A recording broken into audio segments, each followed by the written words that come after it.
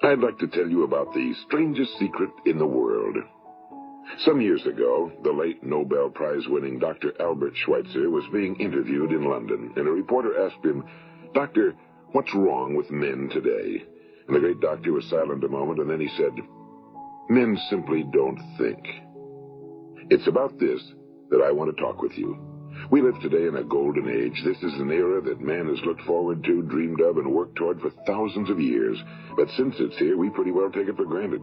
We in America are particularly fortunate to live in the richest land that ever existed on the face of the earth, a land of abundant opportunity for everyone. But do you know what happens? Well, let's take 100 men who start even at the age of 25. Do you have any idea what will happen to those men by the time they're 65? These 100 men who all start even at the age of 25 believe they're going to be successful. If you asked any one of these men if he wanted to be a success, he'd tell you he did. And you'd notice that he was eager toward life, that there was a certain sparkle to his eye, an erectness to his carriage, and life seemed like a pretty interesting adventure to him. But by the time they're 65, 1 will be rich. 4 will be financially independent. 5 will still be working. 54 will be broke.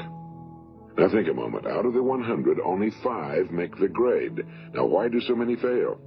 What has happened to the sparkle that was there when they were 25? What's become of the dreams, the hopes, the plans? And why is there such a large disparity between what these men intended to do and what they actually accomplished? When we say about 5% achieve success, we have to define success. And here's the best definition I've ever been able to find. Success is the progressive realization of a worthy ideal. If a man is working toward a predetermined goal and knows where he's going, that man is a success. If he's not doing that, he's a failure. Success is the progressive realization of a worthy ideal. Rollo May, the distinguished psychiatrist, wrote a wonderful book called Man's Search for Himself. And in this book he says, the opposite of courage in our society is not cowardice. It is conformity. And there you have the trouble today. It's conformity, people acting like everyone else without knowing why, without knowing where they're going. Now think of it. In America right now, there are over 18 million people 65 years of age and older. And most of them are broke. They're dependent on someone else for life's necessities. Now, we learn to read by the time we're 7. We learn to make a living by the time we're 25. Usually by that time, we're not only making a living, we're supporting a family. And yet by the time we're 65, we haven't learned how to become financially independent in the richest land that has ever been known. Why? We conform. And the trouble is that we're acting like the wrong percentage group, the 95 who don't succeed. Now, why do these people conform? Well, they really don't know. These people believe that their lives are shaped by circumstances, by things that happen to them, by exterior forces. They're outer-directed people.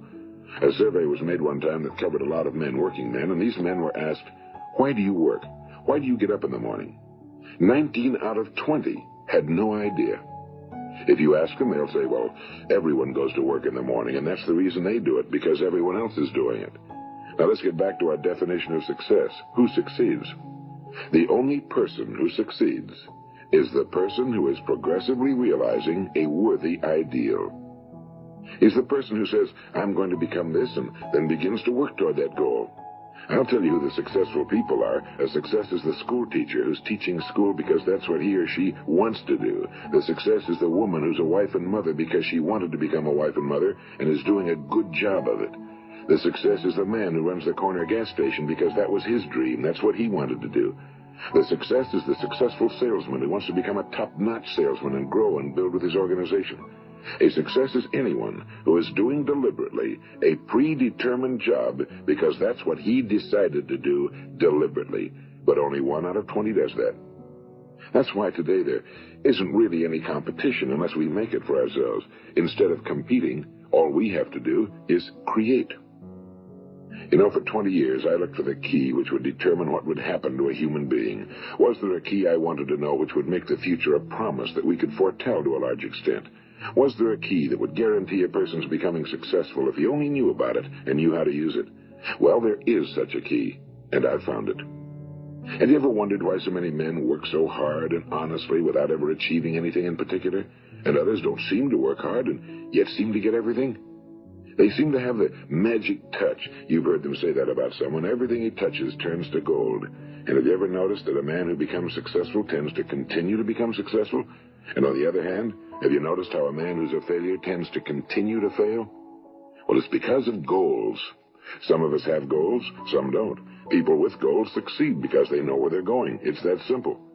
Think of a ship leaving a harbor, and think of it with the complete voyage mapped out and planned. The captain and crew know exactly where it's going and how long it'll take. It has a definite goal. Now, 9,999 times out of 10,000, it will get to where it started out to get.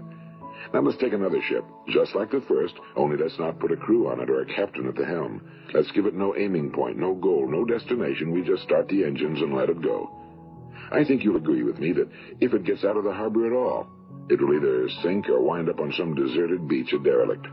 It can't go anyplace because it has no destination and no guidance, and it's the same with a human being.